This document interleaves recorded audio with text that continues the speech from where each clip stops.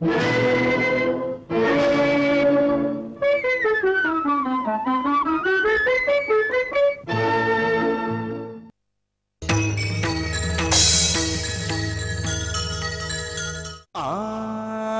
జీను pant చూసి బుల్లమ్మోయ్,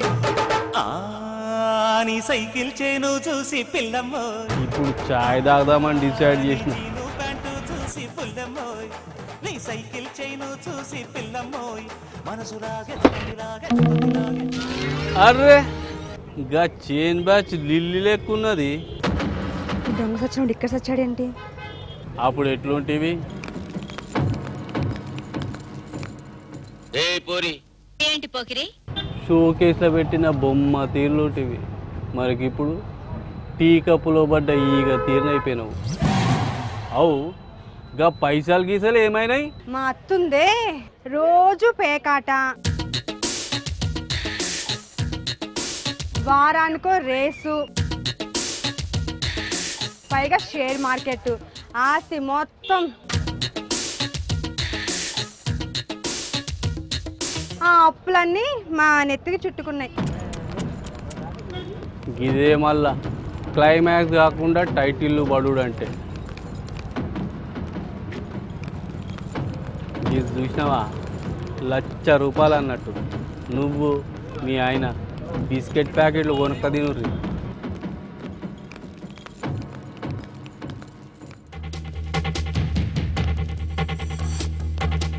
తోటరాముడు వచ్చాడండి. ఆడు బిస్కెట్లకి 1,00,000 ఇచ్చాడు, నీకిమ్మని ఇచ్చాడు. అక్కుంబక్కు బిస్కత్తులు కొనుటకే ₹1,00,000 డిసైడ్ చేసినాడా తోటరాముడు. గమనించితిమి.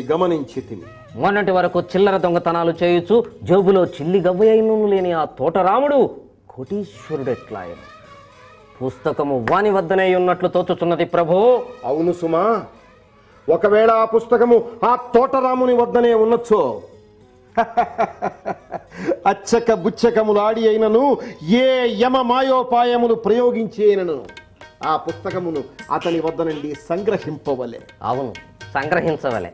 వడీబళ్ళే నెత్తి కింద $2,00,000 పెట్టుకొని పండుకుంటే మస్తుందిరా. ఈ పైసలు అయిపోగానే పుస్తకం తెరవాలి, పైసలు కమాయించాలి.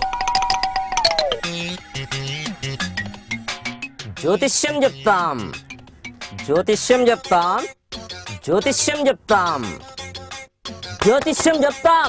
నీ ఫీచరే నేను డిసైడ్ చేస్తా, మాకొద్దు. జ్యోతిష్యం చెప్తాం, జ్యోతిష్యం చెప్తాం, జ్యోతిష్యం చెప్తాం. అరే పరేషాన్ చేయకరా బై, దూరం పో. నీ తల కింద బ్యాగ్ ఉన్నది, బ్యాగులో రొక్కమున్నది, రొక్కము కింద పుస్తకమున్నది. మన తాన పుస్తకం ఉన్నట్టు గారికెట్లేరు కదా. నువ్వు ఇట్లా లీక్ చేసినావా ఏంది? మస్తు హుషారుగున్నావురా బై. కూసో, ఏం చెప్తావో ఇందాం. కూసో. నీ రేఖలన్నీ వంక తింకరగా ఉన్నాయి. నీ పేరు తోటతో మొదలయ్యి రాముడితో ఎండ అవుద్ది. అవును. నువ్వు అన్నం తినేటప్పుడు ముద్దకి నోరు తెరవాల్సి ఉంటుంది నాయన, నోరు తెరుస్తావు. ఏమ్రా మన గురించి మొత్తం చెప్తున్నాడు, నువ్వు ఇట్లా లీక్ చేసినావా ఏంది? ఇంకేమున్నాయి? ఒరే నీ పాసు గాల, నువ్వు యమజాతకుడురా నాయనా. నీ కాడ పుస్తకం ఉంది, ఒక్కసారి నాకు ఇచ్చావనుకో, చూసి మంత్రం వేసిస్తా దానికి. అబ్బా ఇంకా అసలు నీ దశ తిరిగి పద్దుపారా. అంటే $2,00,000 బదులు $4,00,000 వస్తాయంటావు?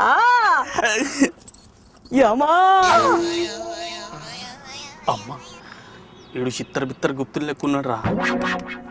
చిత్ర గుప్తుడు కాదు, చిత్రగుప్తుల వారు అనవలే. అరే సామాజాన్ని తీరా వైపు అంటే పుస్తకం ఇవా? అరే మళ్ళా చెప్పాలి రాబాయ్, ఇయ్యరు పో.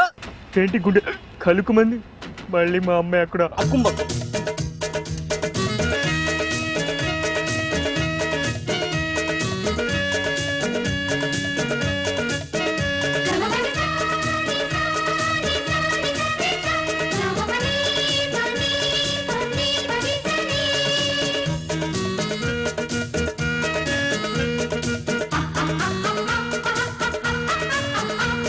అమ్మా.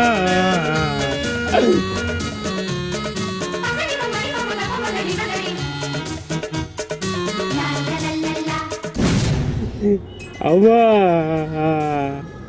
నువ్వు చేసిన అప్పులు చేసాలంటే ఈ జన్మంతా సరిపెట్టట్లేదు అమ్మ. నీ చేతిలో నా జర్రి కంట్రీ దద్దుచుకు దద్దులు కాటల వల్ల నీ సిక్కు మారే జలగంత్రి మా ఆసుపత్రి.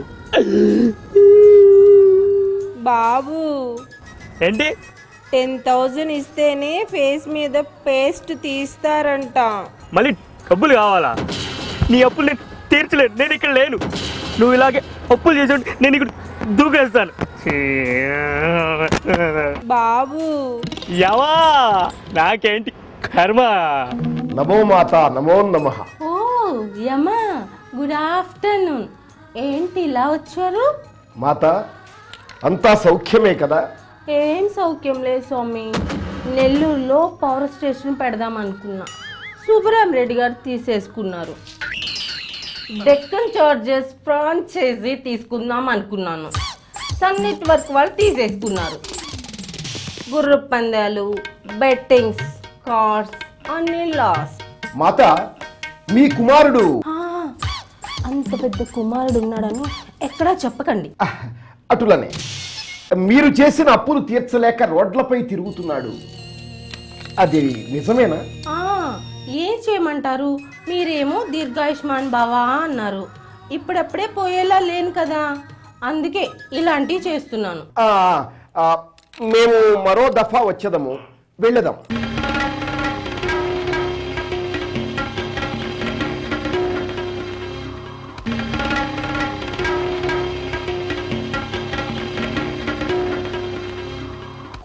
అరే ఆడ ఎన్ని పైసలు ఇచ్చినాం రా? 1,00,000 రూపాయలనా? ఇంకా మన కాడ ఎన్ని మిగులున్నాయిరా? ఏం లేవానా? గట్లనా?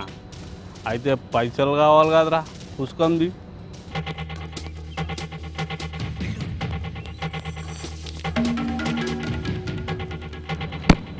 ఈ పుస్తకం తీసుకోవడానికి ఏముడు నా దగ్గరికి ఫైటింగ్కి వస్తున్నాడు. మన వీడెందుకుంటాం, ఈ దేశాలకు పారిపోతాం.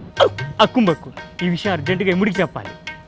యమా ఓ చిత్రగుప్త, ఆ బుడతడు మమ్ములను తలుచుకొనుచున్నాడు. వెంటనే అతన్ని కాంటాక్ట్ చేయవలే. చిత్రగుప్త, ఈ స్థిరవాణి నుండి అతని చరవాణికి కలుపుము. పలికినది ప్రభు, పలికినది. అవశ్యం. యమా వాడు విదేశాలకు పారిపోతున్నాడు. అటులనా? నేనే వాడితో ఫైట్ చేద్దాం అనుకున్నా, కానీ సరిపోదు కదా. నువ్వే వచ్చి అన్ని డైరెక్ట్ అటాక్. అరే బండి తీయండిరా.